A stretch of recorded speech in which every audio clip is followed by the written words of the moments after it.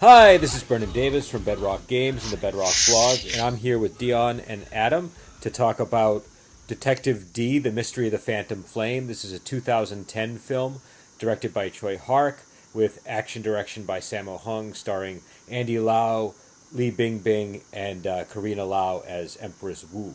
It also has a pretty important role with Big Tony Leung. And before we get into the review of the movie and stuff, I just wanted to mention we have a Patreon, and if people would just follow the link, maybe consider supporting us. It helps with us buying DVDs and things like that. So it's always helpful if anybody who's listening checks out the Patreon and decides to contribute. We have different reward levels, and you get to sort of affect what's on the podcast in different ways depending on the reward level that you set.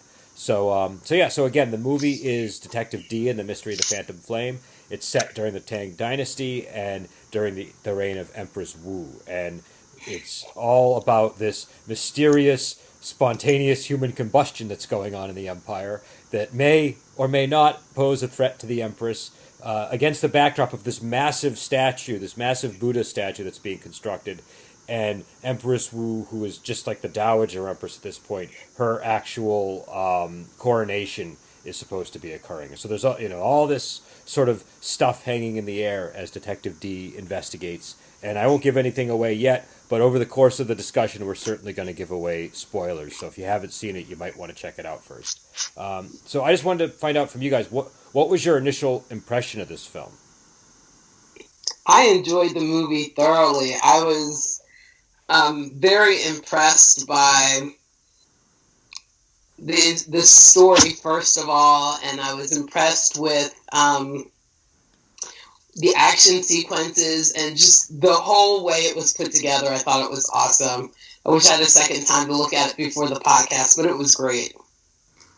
Yeah, I enjoyed it as well. It took me a little while to fully engage with it. Like at the beginning, I was kind of taking in all these things. There's a lot of information to kind of take in early on. So I was enjoying the spectacle of the movie early on, and I was interested in the plot, but I didn't feel like I fully emotionally got into the movie till maybe about 40 minutes in, and then I was completely on board with it. But yeah, it's definitely a good movie. Yeah, no, for me, this is definitely one of my favorite films. I like the visuals. I think it's visually stunning. And I just love it's just got atmosphere, this movie. It's a very atmospheric film. And, the character of the Empress is a really interesting... she's not really a villain, but she certainly kind of occupies that space. And we'll get into her when we talk about the characters. But, just all these sort of dark characters that populate the movie, and the sort of the underground, the Phantom Bazaar, that's sort of like the old city under Luoyang. That is just incredible to me. I love everything about the movie. It's also kind of weird, like some of the fight scenes are almost surreal the way that they play out. Go ahead. Yeah, I like the ambiguity of it. So it's very much a blockbuster type of movie. Yeah, usually blockbuster movies have the simplest possible morality you can have, and I mean this one, it is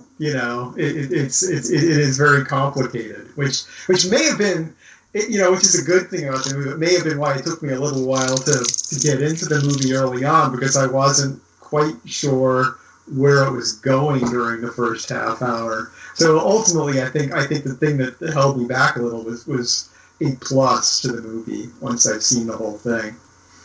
Well, and the plot is a little bit involved, and also it kind of requires a little bit of knowledge of ancient China at times. Like, the whole scene where they're burning the memorials, that might not be immediately apparent what's going on if you don't know what an imperial memorial is. So yeah, I'll admit I paused and consulted the internet at times this movie to figure out this background stuff, and that made it much more interesting. But yeah. So what did you guys think of the story and the mystery and just the general plot line? I love mysteries. I was completely sucked in the first, 15 minutes of it. I kept guessing of who was behind everything, and I kept going back to the same person. It wasn't that person. And then, I don't know, I was late to the party and figured it out really, really late, later than usual for me. But I really thought it was intriguing and kind of suspenseful. It was just wonderfully put together. The things that I was guessing were completely off base. Yeah, yes. Wait, what was the question you asked, Brad? Oh, just like what you guys thought of the mystery and the story. Okay. So I was interested in Dion's answer. I forgot what the question was. But, yeah, the mystery element of it really works. Yeah, I mean, that was a plus, because a lot of times with these kind of movies, when you make a kind of action movie out of a mystery, the mystery element kind of falls to the sideline, and it's just kind of there to stitch the action scenes together. But this worked as a mystery on top of being a really satisfying action movie as well. Now, were you able to solve the mystery, Adam, or did you have to? Were you late? I did not solve the mystery. I had to follow along behind the Detective D on this one. So the first time I saw it, I did not solve the mystery either. In fact, I was completely surprised by who it was, only because. Okay, so we're going to spoil the movie now, but basically, like, Watson is the one who's responsible for the, it's the Watson-like character in the series. You know, they sort of established that that's who this guy was to Detective D, and I noticed this time around in the very beginning scene when they go into the Buddha, there's a really clear shot of him that totally incriminates him if you know what's coming. But that's good. I like that. Because as I only got to watch the movie once, I was wondering how many clues are really there. Because a lot of movies cheat and never give you clues. The detective pulls everything out, and you're like, "Well, I never could have guessed that anyway." So there's some clues. There are definitely some clues early on, but that one really sticks out. Like if you watch it again, just look for that shot of him, and it's very incriminating in my mind. But yeah, I don't know. I think the mystery's great. I love the idea of these. I think in some subtitles they're called fire turtles, and in others they're called fire beetles. Beetles. Yeah. But they're basically like these beetles that I guess they burn up in the sun if you and so you can create a poison out of them basically. And if a person is poisoned, as soon as they walk into the sun, they just combust, which is it's cool because it's basically it's basically like a mundane thing that sort of looks magical when you first see it, and they also kind of do the thing like of kind of like the Passionless Valley thorns from Return of Condor Heroes, where it's this thing that's very implausible, but because it's sort of in the ancient past, they can say, well, they don't exist anymore, but there were once these fire beetles that did this thing to people. And so it's a cool invention. Yeah, it's just a great device. I really love that. I'm like, that's an element that I'm going to hang on to from this movie, definitely. Yeah, I mean, it was so good, and if you know about in ancient China that they believed that all these kind of things were possible, and they have put so much faith in curses and talismans and all that it's very plausible to them that it's some mysterious happening because they moved the red papers when they shouldn't have, and that just brought destruction on everybody and bad luck, and so now everything's going to fall apart. So it makes complete sense if you know. Yeah, I really want to see the early part of the movie again, because I'm really kind of confused about the moving of the papers and all of that, and how the setup went at the beginning, because I wasn't quite keeping up at that point, and it's like I feel like I need to watch that again and get that with knowing what's going on. I mean, basically, if I remember, the moving of the talismans is how the inspector saw there was a problem, and that's why he was killed. And then the Shatua character, the Tony Leung character, was just sort of exploiting the superstition around those things in the situation as a distraction. But and then when the second character also moves the talisman and throws it like, oh, there's no stock in this superstition, then everybody's in complete belief that that's what's going on. Yeah, that's right. He does the second guy just to make it look like it's the talismans, and it's really, he has no other motive. Yeah. No, that actually now it's all clicking into place, and that was very well put together. And then the other sort of supernatural elements. There's stuff that's sort of like directly related to mystery, and then there's stuff that's sort of like red herrings that are related to the mystery, like the Chamberlain stuff.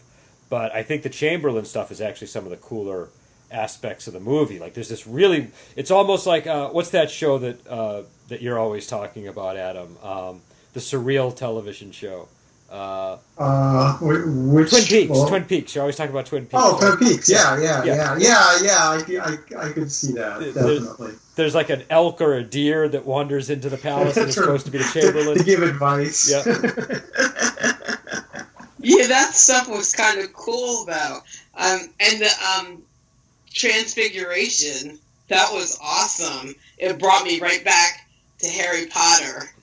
It just kind of intermingled everything for me. The Transfiguration, I thought that was the coolest. Coolest thing. It was. It reminded me of the first Impossible Mission movie in a couple of those, because that had all those masks where people would keep pulling masks off and really be someone else, and it also had the element where the head guy from the TV show turns out to be the villain in the movie, which is pulling the twist. Like you said, the Watson guy turns out to be the villain in this. It's like those two elements just both made me think a little bit of that original Impossible Mission movie. Now, what did you guys think of the Jinger character, right? She was using that to masquerade as the Chamberlain, right? But yeah. Was the face that we saw, was that her real face? The other, do you know what I mean? Like, because when she was taking care of him, she told him not to touch his acupoints, and I kept wondering, well, why would she do that if she's wearing her normal face? That was her real face? Yeah. So, that's an interesting question. Yeah. Yeah, I don't. Maybe neither of them. Neither of them might be her real face too. They're going to be third. Yeah. Yeah. Well, obviously, it's not really the Chamberlain, so we know the Chamberlain face isn't real. And you raised the point that the Jinger identity may not be real. So yeah, I guess we never actually see her face. But yeah. So I guess getting into sort of the character portion of the discussion, what did you guys think of the characters? Did any of them pop out at you? Were there any that you thought really were annoying or particularly humorous?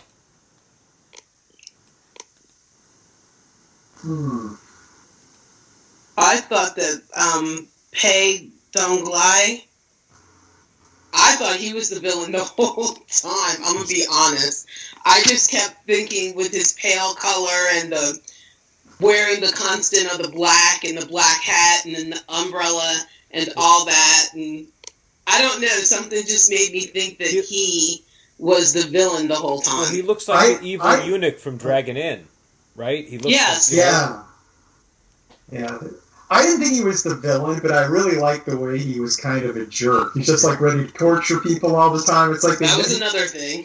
Yeah, well, exactly. It's like that. I said I didn't think he was a villain, but I just liked the aspect of that character. He's kind of he is trying to do the right thing, but he's really not the nicest person in the world at all. So that was a good element to the movie. The cool thing is we get to see him again in the prequel.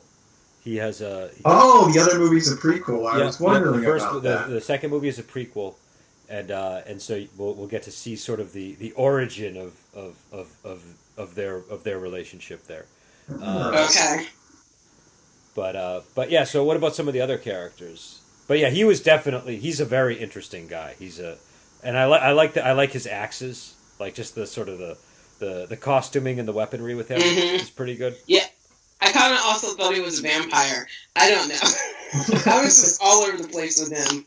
Well, you don't know where this movie is going to go in terms of the supernatural because it really does don't. Yeah. Well, I did, but because that's his podcast. What was that? I did because of yesterday's Oh yeah, podcast. that's right. You almost got. In fact, I think did we spoil that for you? Because I remember I tried to put the brakes on a spoiler, and I was wondering. Well, the spoiler was in yesterday's podcast. Joel was talking like, yeah, it's like in Detective D, you think it might be supernatural. Turns out nothing is supernatural. Was his comment. I'm like, oh, I was just about to start that movie after the podcast, but but I don't think it ruined the movie. I mean, there's enough going on knowing nothing is supernatural. You've still got a lot to chew on in this movie, so I don't really feel he ruined it in any way for me.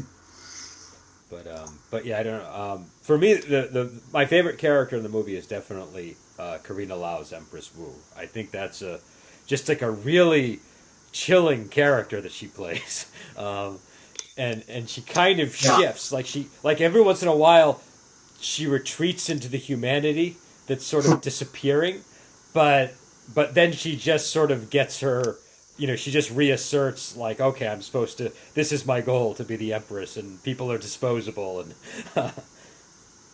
yeah, her relationship with Jing was very interesting too. Sometimes it seemed like a mother-daughter relationship, sometimes it seemed like a lover relationship, and then sometimes she was completely disposable. It was just, those two were very good together. Yeah, they had excellent chemistry on screen. I think that's supposed to be a lesbian relationship. That's my view of it, but I don't know. Maybe I'm wrong. Just like the death scene just seemed too romantically shot.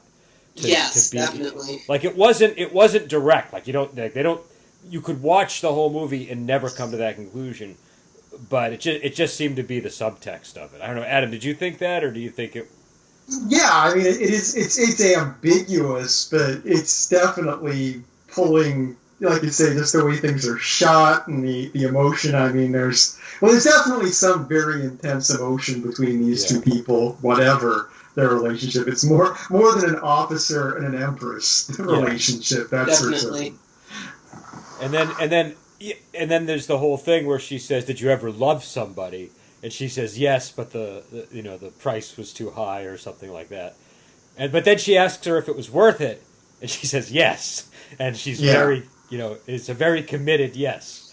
So, but yeah, I just think it's and also like the way that they, like, Carina Lau's a very beautiful woman. They don't really play up that aspect of her. They make her striking. They make her a very sort of intimidating looking person, and so I think I don't know what they call that, but I think that style of eyebrow is something like the moth style or something. There's some kind of specific style of eyebrow they gave her that completely makes the character, in my view, just because he sort of like, it's like the one thing you can do to her face to make her less beautiful or something. Mm-hmm.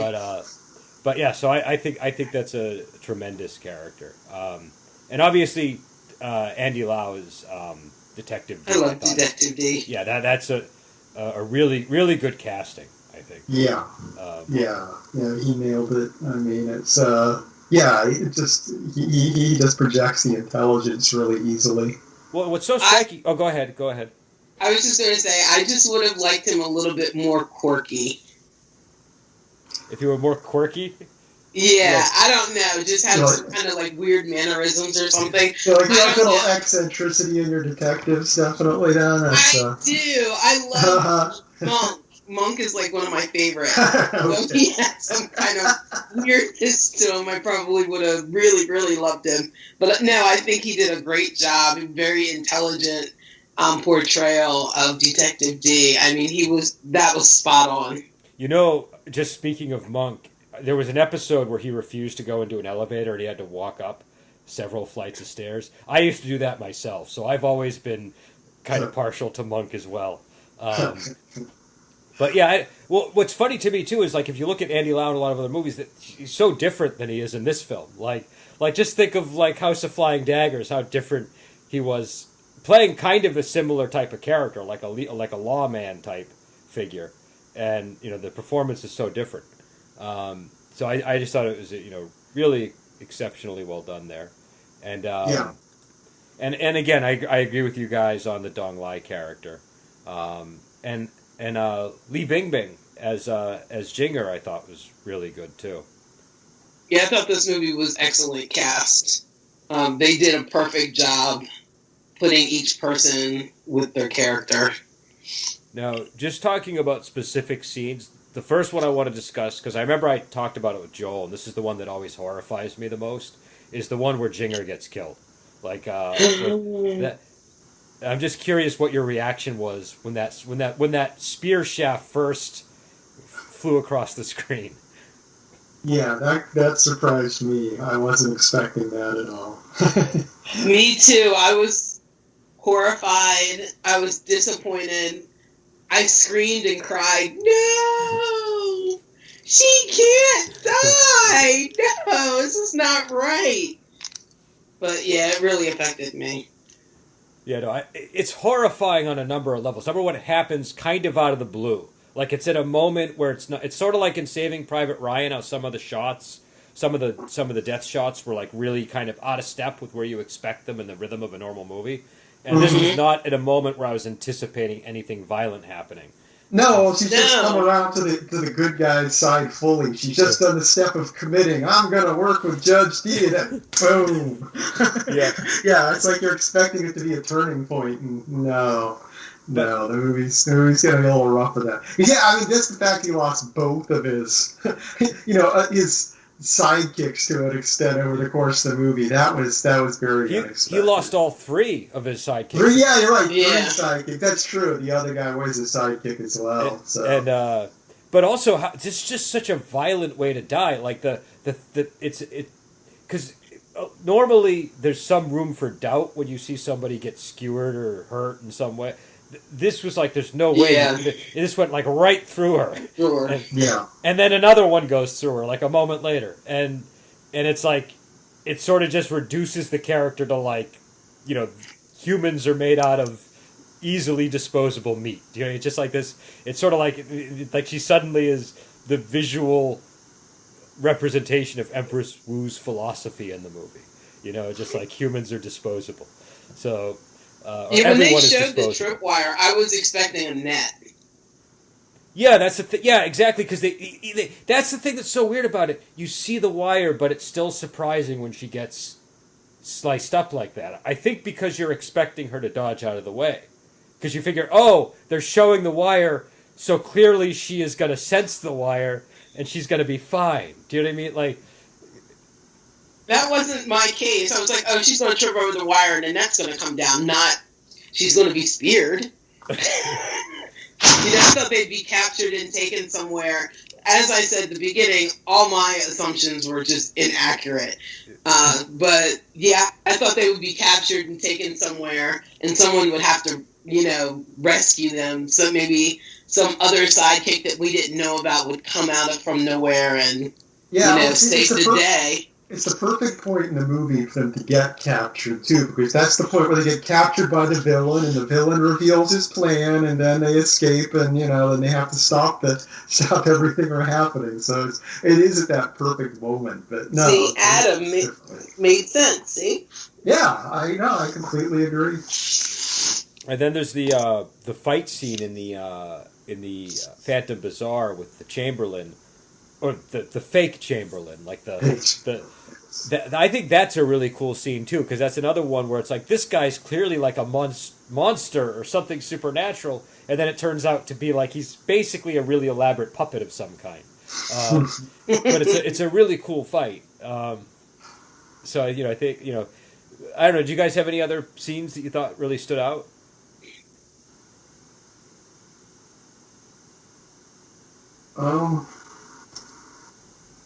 I thought it was amazing how they showed the Buddha coming down. I mean, it's not like a fight scene or anything like this really memorable, but my mouth dropped open at that, watching the whole thing collapse and fall. That was really done well. Yeah, I liked the mechanics of it falling apart. It was a good effect. It had a lot of weight to it, and also it's looming over the thing the whole movie, so it just kind of cool that it does that. Yeah. I mean, the way it's always shot too. I mean, it's almost always shot from a low angle, so you're looking up at it, just making it immense. It is It doesn't. You don't get a lot of like aerial shots of it or anything like that. It's done as this huge weight above you. And I like that when they first introduce it, they have an Umayyad ambassador or general. Yeah, That was kind of cool. I liked seeing that because it gave me a sense of this is how big the Emperor's reach is. Do you know what I mean? That these Umayyads are coming to look at this statue before the coronation. So that was really well done. I'm trying to think of some of the other scenes that were really well. I guess there's the death of Dong Lai was another scene that was pretty intense, where he basically. I mean, I guess in a lot of ways he does sort of meet a vampire's demise for those who are hoping he's a vampire. But he got it pretty bad because he gets chained up out in the sun basically. Mm-hmm. Oh, I felt bad for him. Though he did have time to basically alert Detective D to sort of the situation. So, but yeah, I don't know. Any other thoughts on the characters before we get into, or I'm sorry, on the like key scenes before we get into the fight scenes? No, I'm ready to move on to fight scenes. What did you guys think of the action choreography in general? This was very well done, I thought, for the most part. I mean, it's obviously you're in the kind of movie where I don't know, you don't get a lot of like martial arts from the people involved. The action scenes are very well put together, I think. I thought so too. I enjoyed it. I think it has Sammo Hung's stamp on it. Yeah, I like the scene when Detective D is still a prisoner and he's burning the memorials, and the assassins come and he's using the chains that are binding him as weapons. I thought that was a really cool scene. I liked how in the one scene he harkened back to when he pretended to be blind and was actually, closed his eyes and fought that way. I thought that was pretty cool. That's the scene I mean. That's the one I was thinking of too. And I like the scene when he's fighting with the Chamberlain with Jinger in the at the. Oh yeah, that's a good one. Yeah, it's very that one. The fight choreography was good, and the drama sort of underpinning the scene was really good too. And I thought it just worked. I also liked. It's not really. I guess it's not a fight scene, but I like the scene where he's shaving and they try to assassinate him with all those arrows. Do you know what I mean? Like where all the arrows go through the door. It's just. I thought that was just kind of an intense scene, and I like that. It kind of keeps things moving. Do you know what I mean? Like it prevents. It prevents any romantic entanglements, and therefore helps really enhance the ambiguity of the other stuff we were talking about with Jinger and Empress Wu. And I'm trying to think of any of the other scenes that were. Obviously, I didn't expect him to be so bossy in that scene. I think he was doing it on purpose. I think he was trying. I know he was, but I just wasn't expecting it. Yeah, he was kind of pushing her around,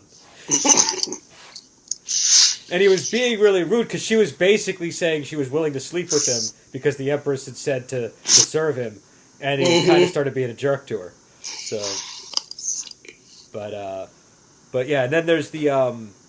Again, it's not really an action scene, but the scene where the prince gets shot in the head, I thought was pretty. That was a good scene. Yeah, where you got to use your head, and then boom, right in the head, and then he just falls dead on the chessboard. I thought that was, I don't know, I that scene gets me every time. Yeah, it's such a great scene too because it's kind of presenting him as this big strategist. And you're like, ooh, what's his next move going to be? Oh, he's dead. Okay. It's such a great fake out. And this movie does a lot of misdirects. I mean, it's really good at misdirection in this movie. And the way directions it goes. He's killed for the stupidest thing in the world. He's killed because he doesn't want to kill Detective D.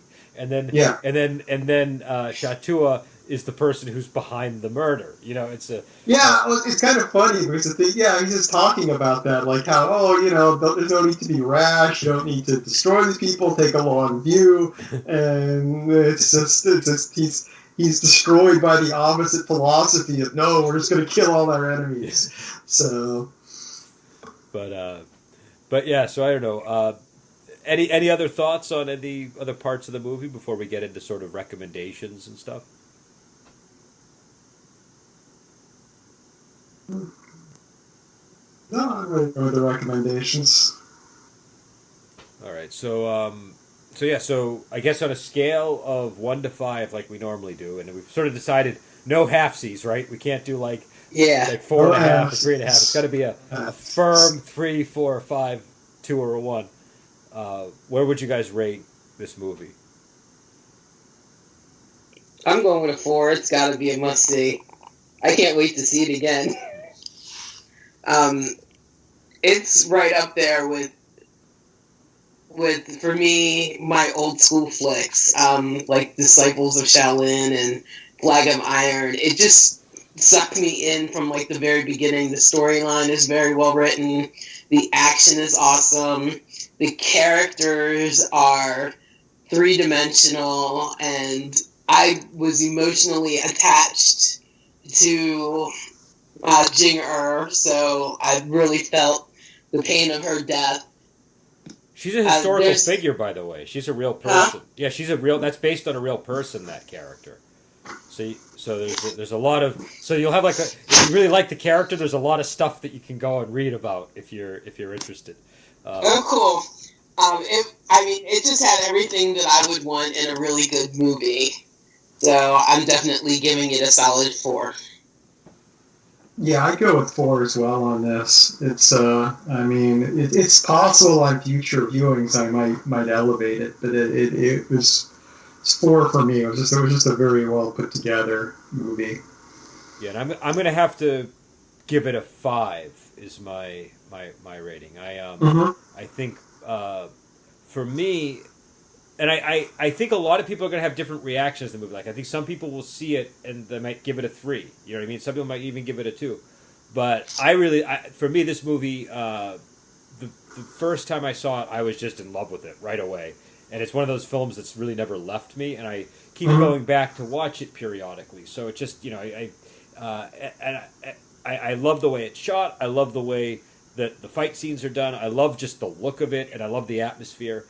And I think it's just such a strong beginning for a series. Do you know what I mean? So that by the time you get to 2, you just it really gets things going. And I love, again, like Dion was saying, the characters. The characters are really compelling in this, and it's a very complex moral world they inhabit. It's not simple at all. It's a very I don't know. It's just it's definitely takes a lot of liberties with history, but I think it's a great movie to get somebody interested in like Empress Wu's reign, for example. Do you know what I mean? I had a biography I wanted to recommend, but I can't find it in my shelf right now. So maybe I'll put a link at the in the podcast description. But I can easily see this being a movie that gets better on subsequent viewings. So like I said, I'm giving it a 4, but it's possible it may one day be a 5 in my opinion. Well, and I think the again, history is something that I'm really interested in. This movie just really gets at some it takes a really interesting period in Chinese history, and it's just a wonderful backdrop for a mystery story where you have this, all this scheming politics going on in the background. So, if I had any complaint, I would say the only complaint is the thing that makes it good is also always in danger of going over the top. Sort of the scheming politics that sometimes can seem on the border of being unnecessary. Do you know what I mean? Just sort of, but otherwise, I think it's a terrific film. So I'd recommend it, and it's fairly easy to see these days, right? Like Dion, I think you were able to find it on YouTube. Was that the? You can buy it or rent it on YouTube. Yeah, and so if you want to see it streaming, YouTube would be the place to go. Unfortunately, it's not on Prime or Netflix right now. When it first came out, it was on Netflix, and that's I think where I first saw it. And then I got it on Blu-ray because it was so good. And I would definitely recommend getting the Blu-ray if and I don't think it's that expensive. but yeah, so I guess we're that is our evaluation of Detective D and the Mystery of the Phantom Flame, and we're going to be back next week with the sequel or the prequel to Detective D, which is I believe that's the Rise of the Sea Dragon, if I remember. Yes, because the Heavenly Kings is the third one. Oh, it's 3. Okay, I saw the Heavenly Kings one. I didn't realize that was the third. I figured that was the second. That's great. No, yeah, there's so this one came out in 2010, and then Rise of the Sea Dragon came out in 2013, and the Heavenly Kings, the 4 Heavenly Kings, came out I think like last year. So, it's I won't spoil the prequel for you guys, but I'll be very curious of your reactions. But Adam, I do want to plant one thought in your head. Okay. Just be on the lookout for a famous 1950s 60s monster, and just tell me what you think. And obviously I'm planting the idea with you too, Dion. But yeah, I'm curious now. I'm gonna watch it next. Yeah, I know. That's an interesting seed to plant. So yeah, I was already eager to jump into the next one. Me too. Even more so now. So we'll be back next week with that, and then we're going to do the 4 Heavenly Kings at the end of the month. So we got all this stuff lined up, and hopefully we'll get to a moment of romance in the near future. Once those DVDs reach everybody, and so we will let you go, and until then we will talk to you later.